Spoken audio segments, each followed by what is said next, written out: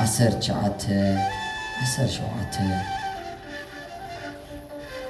ስለምንታይ ጎይታን ጎልጎታ ክስቀለላ ምስጢር ምብጃው ዓለም ክትከውን ዝመረፀ እግዚአብሔር ክመርፅን ከሎ ካብ ከተማ ንእስራኤል ካብ አሕዛብ ንእስራኤላውያን ካብ ማህደር ንጽዮን እመብርሃን ቅድስት ድንግል ማርያም ወላዲተ አምላክ ካብ ዕለታት ሰንበተ ክርስቲያን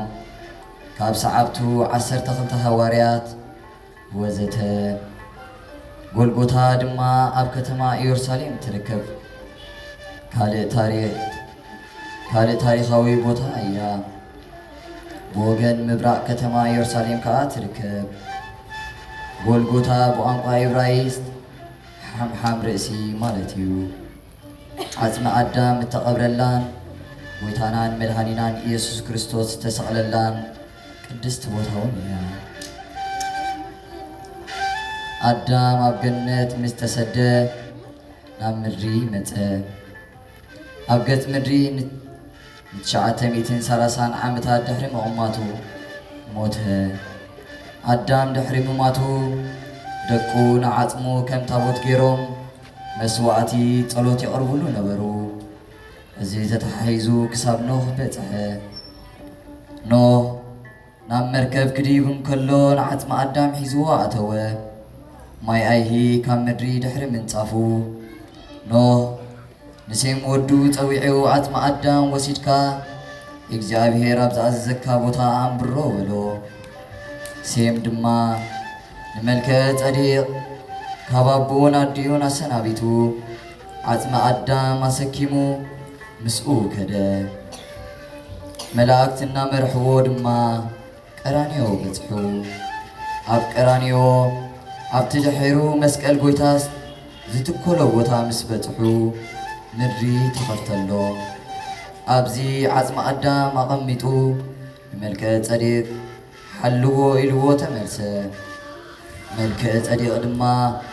ዓጽመ አዳም ከም ታቦት መስዋዕትን ጸሎትን የቕርበሉ ነበረ መጽሓፈ ስንክሳር ዘወርሃ ባኡሜ 3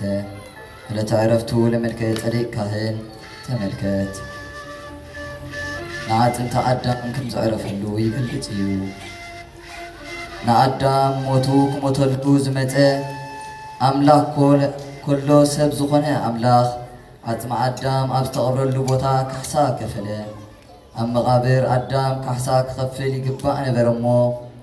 አምላኽ ወልደ አምላክ ንሃገር እስራኤል መረጸ ስለምንታይ ጎይታ ኣብ መንጎ ክልተ ሸፋቱ ተሰቕለ ከምቲ ባዕሉ ወንጌላዊ ማሪቆስ ዝበሎ ትንቢት ንኽፍጽም እዩ እቲ ምስ ዓጽምቲ ተቖጽረ ዝብል ጽሑፍ ተፈጸመ ማሪቆስ 15:27 ምስ በደለኛታት ተቖጽረ ትንቢተ ኢሳያስ 53:12 ንጉስ ስለ ዝበልዎ ንላብፂ ብየማነ ጸጋሙ ከም ዓጀብቲ ገይሮም ክልተ ሸፋቱ ምስኡ ሰቐሉ ነዚ ድማ ዮሐንስ ወልደ ነጎድጓድ ኣብ ቅዳሴኡ ከመ ይደምረን ምስለ ነፍሰ ጻድቃን ምስ ጻድቃን ነፍሳት ይደምረና ኢሉ ገሊጽዎ ኣሎ ምስጢሩ ግና ብመዓልቲ ፍርዲ ንዓና ንሓጣን ብጸጋም ንጻድቃን ድማ ብየማን ክንቀውም ኢኻ ዝበሎ እዩ ገለ ሊቃውንት ከምዚ ኢሎም ገልጽዎ እዞም ክልተ ሃገር አይሁዳውያን ህዝብን አሕዛብን ይበሃሉ ብጊዜ ኦሪት ሕጊ እግዚአብሔር ዝኽተሉ ዝነበሩ ህዝቢ ይበሃሉ አሕዛብ ከዓ ዘይኣመናውያን ይበሃሉ ነበሩ እቲ ሓደ ብሕጊ ሙሴ ተኾነነ እቲ ሓደ ግን ብተፈጥራዊ ሕጊ ሞተ ጎይታ ክርስቶስ ከዓ ኣብ ማእከሎም ተሰቕለ ነዞም ክልተ ሓደ ክገብር ኣብ መንጎኦም ኮነ ነታ እንተ ለዓለ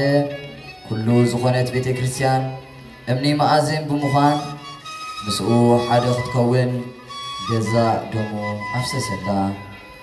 ወላ እኳ ዝኩሉ እንተኾነ መስቀል ብገዛ ርእሱ እንተ አስተንቲናዮ ዙፋን ፍርዲ እዩ እቲ ፈራዲ ጎይታ ኣብ ማእከሎም ተቐሚጡ ኣሎ ሓደ ሽፍታ ኣመነ ብኸምዚ ከዓ ደሓነ እቲ ሓደ ግን ተፃረፈ ብኸምዚ ድማ ተኾነነ በዚ ድማ ጎይታ ፈራዲ ናይ ሕያዋንን ምወታንን እዩ እወ ሓደ ብየማኑን ሓደ ብፀጋሙን ኣለዉ ነቶም ቃል ኣምላኽ ዝሰብክኹም መራሕትኹም ዘክርዎም ከመይ ኢሎም ከም ዝነበሩን ከም ዝሞቱን ኣስተውዒልኩም ኣሰር እምነቶም ሰዓቡ ስብሃት ለእግዚአብሔር ወለወላዲቱ ድንግል ወለመስቀሉ ክቡር ወሕያል አሜን።